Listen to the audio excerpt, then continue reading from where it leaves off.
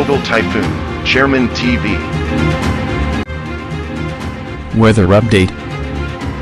Helping homeless people. Please subscribe.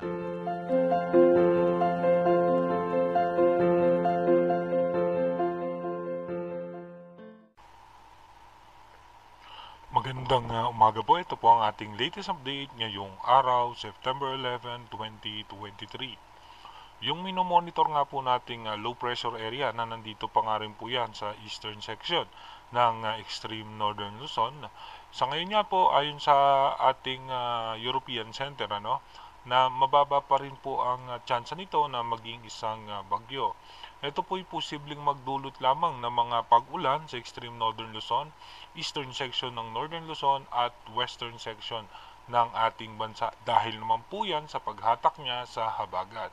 Asahan din po natin may mga pag-ulan sa ilang bahagi ng Palawan at ng Zamboanga Peninsula dahil naman po sa ating ayon nga po sa European Center, yung minomonitor natin na posibleng maging bagyo, ito nga po ay bumaba na ang tsansa at posibleng low pressure area po yan na papasok sa ating Philippine Area of Responsibility at malulusaw din po kaagad.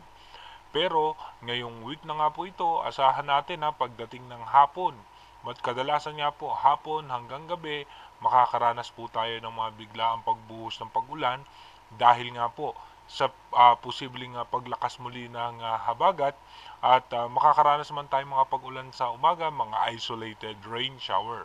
Dumako na nga po tayo sa ating advanced weather forecast. By September 12, asahan po natin pagdating ng alas 5 ng hapon, alas 8 ng gabi, makakaranas tayo ng mga mahina at katamtamang pag-ulan dahil po yan sa paghatak nitong low pressure area sa ating habagat. By September 13, may mga pag-ulan muli tayong mararanasan sa western section ng ating bansa dahil pa rin po sa habagat. Mahina at katamtamang pag-ulan ang ating posibleng maranasan. By September 14, kung mapapansin natin, puro hapon at gabi yung posible nating maranasan na pag-ulan, kaya iba yung pag-iingat pa rin sa ating mga kababayan dahil posible nga tuloy-tuloy na naman makakaranas tayo ng mga mahina at katamtamang pag-ulan. By September 15, mas posibleng may mas malalakas na pag-ulan sa may parte ng Central Luzon at dito nga sa may northern portion ng Palawan.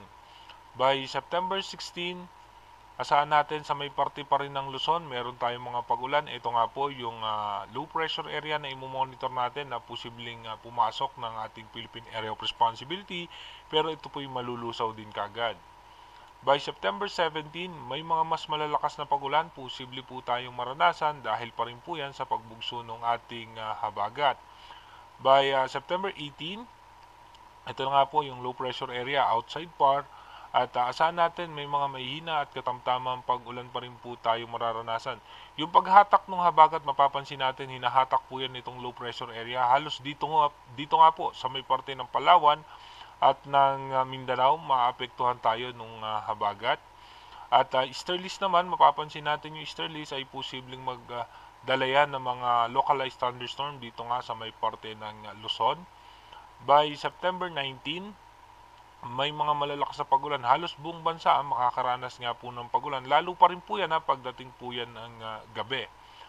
By September 20, may mga pag-ulan po tayo dito sa may parte ng Visayas, Bicol region. Lalong-lalo na po sa parte ng Mindanao, meron nga po tayong mga pag-ulan. Ito naman po yung pagbugso ng hangin na nanggagaling nga po dito sa may parte ng China ng high pressure area. At mapapansin naman natin bahagyang hihina yung habagat at magdudulot pa rin ng pag-ulan yan dito naman sa may parte ng Mindanao. Again, inuulit natin yung ating advanced weather forecast is possible scenario pa lamang po yan. Malaki pa rin po ang posibilidad na magbago po yan. Kaya manatili tayong tumutok sa ating advanced weather forecast para malaman natin yung mga posibleng sama ng panahon na makakaapekto sa ating bansa.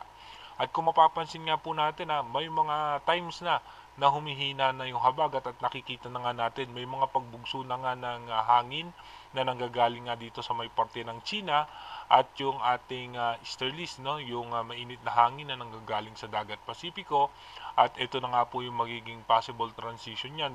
Possible nga po by first week ng October, posible nga po nating mas maramdaman yung pagbugso ng amihan na manggagaling nga po yan sa may China.